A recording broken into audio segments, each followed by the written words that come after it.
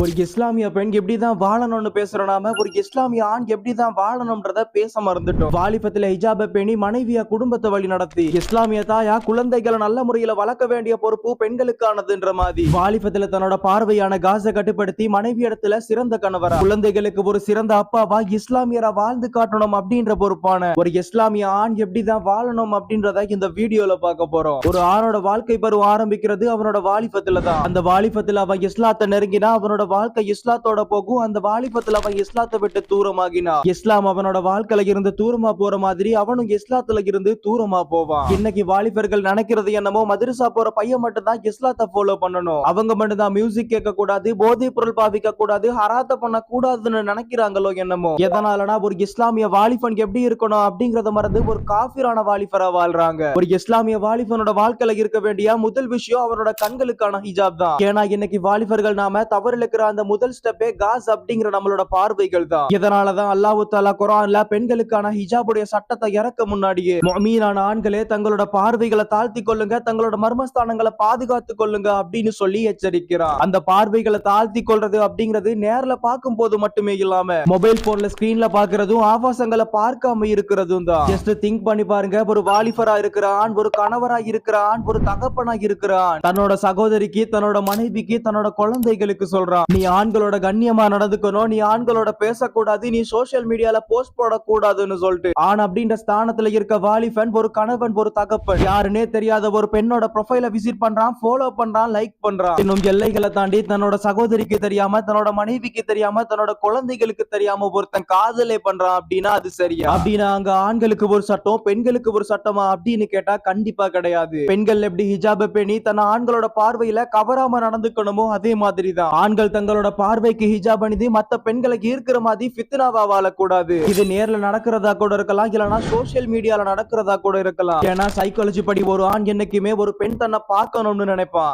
Also ஒரு பெண்ணாக இருந்தானா தன்னை ஒரு ஆண் பார்க்கணும்னு நினைப்பான். இதுதான் சைக்காலஜி. இதையும் தாண்டி வாலிபர்கள் இந்த சுதந்திர பருவத்துல இஸ்லாத்தை விட்டு தூரமாகிறது ஹராமான பழக்க வழக்கங்களால்